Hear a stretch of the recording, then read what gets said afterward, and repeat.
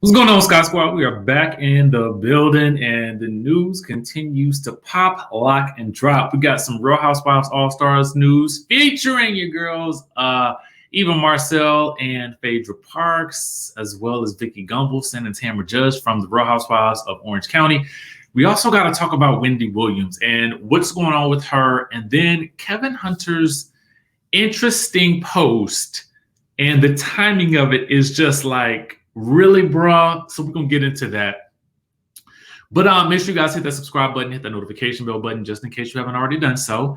And shoot me a text message, because I can send you a text message whenever a new video drops. And you guys can also follow my personal channel as well, where I document my travels and I talk about business stuff. And it's just going to be a great time on there. Links will be in the description down below. Now, with that out of the way, let's get into what we're going to talk about today.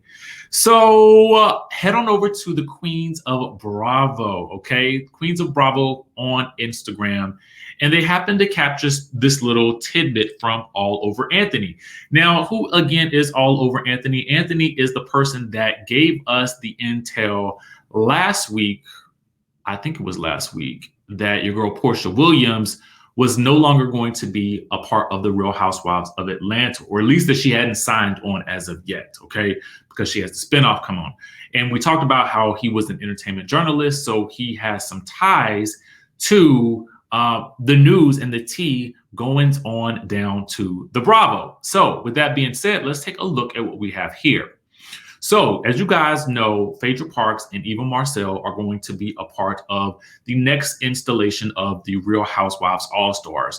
Now, the fans are calling it All-Stars, but Bravo, for whatever reason, just refuses to call it that. So they are going to be calling it the Real Housewives Ex-Wives at the Manor, because it will be filmed at Bluestone Manor, which is Dorinda Medley's home in the Berkshires. So with that being said, oh, and fun fact, one of my favorite housewives, Carol Radziwill, actually helped Dorinda name it Bluestone Manor. So that's where that name comes from. Now, what he is reporting is that it is set to be 6 episodes and it won't premiere until July 2022. Okay. Now, for me, I'm like, now that is a long time away. Now they filming this in the fall, right? And it's not uncommon for it to take quite a while for these types of episodes to come out. But given the fact that it's only going to be 6 episodes and it's going to premiere on Peacock TV, they're going to be finished by the end of the week. I think they might already be finished by now, or I think they might finish tomorrow. Regardless, at the end of the day, if it's only going to be 6 episodes, what is going to take it so long to come out? And I understand they like to space out shows as they come out, because allegedly we're going to get in November or something like that. I think the Real Housewives of New Jersey, either November or December, I'm guessing. They're saying, according to All Over Anthony, that Atlanta is not going to premiere until April of 2022. So if this show is already going to be in the can, it could come out honestly and truthfully around the top of the year. Okay. I don't really understand why we need to wait that long for 6 episodes, but there we have it. We just got to wait and see Phaedra and Eva on our screens again as housewives. And in the meantime, we still have to wait for the Real Housewives Ultimate Girls Trip that's supposed to be coming out in November, featuring Kenya Moore, Cynthia Bailey, along with Melissa Gorga, Kyle Richards, Ramona Singer, Luann de Lesseps, and Teresa Giudice. The Real Housewives, what are they calling it?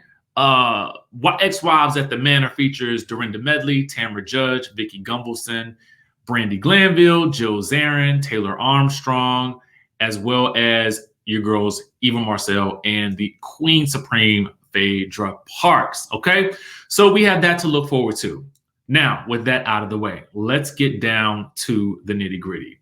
So sources have come out, and it's been alleged by The Sun that Wendy Williams has allegedly been drinking every day, even while filming the show. Okay, so this is all allegedly in the run up to what is happening with her health wise, and why the show has been delayed until October the 4th. Now, again, I'm still kind of on the fence, wondering about whether or not that's actually going to happen, but that's the word on the street nonetheless. Now, the source tells The Sun that staffers have said they would smell the liquor on her.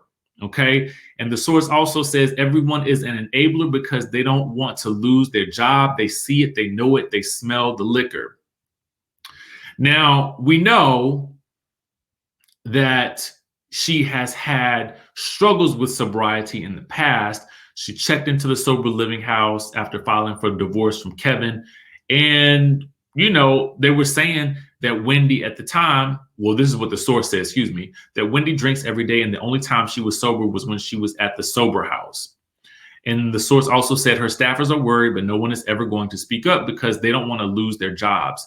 They are saying, this is what the source is alleging, that she is an alcoholic, a bad one. She doesn't need a talk show. She needs help.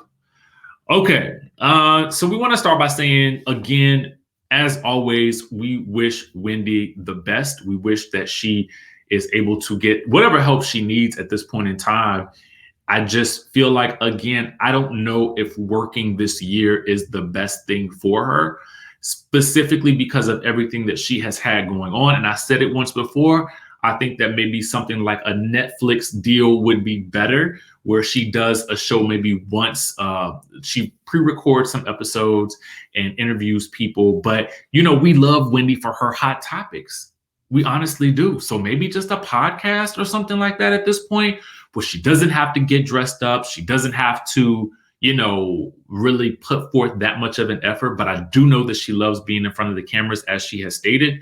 So I don't really know what to make of the situation or where she should go with it at this point in time. Now, all I do know is that I do pray that she gets the help that she needs. However, this is what I wanted to kind of point you guys' attention to, that I just thought was a little bit on the triggering side for me.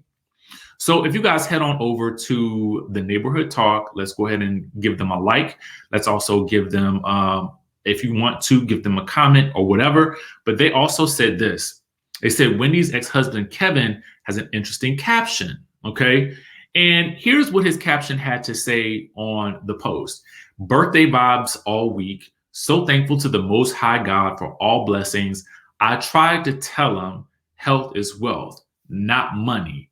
God said they'll learn. Have a blessed day. Now, regardless, you know, we cannot say whether or not his post was directed at Wendy, but what I will say is that the timing of it is very suspicious, and it seems kind of cruddy, and I think it looks cruddy on his behalf to be posting this, specifically because of everything that I feel like he has put her through based on what we have seen and heard her say. You know what I'm saying? And we have seen in the media. So whether or not he had advised her that health was wealth, which we all know to be true, you know, I just think it's in poor taste to post something like this at the time that the mother of one of his kids is going through what could be the fight of her life. You know what I'm saying? To get everything back in order so that the income continues to flow in and she's still able to, you know, do what we know her to love doing. So what do you guys think of all this? Do you think that he was speaking in reference to her, or do you think that this was just a coincidence? Let me know your thoughts down in the comment section down below. Regardless of whatever the case may be, I just kind of feel like it's in poor taste to say it. And he could have said something else in that caption because it comes across very insensitive. But that's just my thoughts on it. Let me know what you guys think down in the chatterization. And if we have more news that jumps off, we will definitely come back with another video. But for right now, make sure you guys hit that notification bell button, join the texting community, and I will see you in the next video.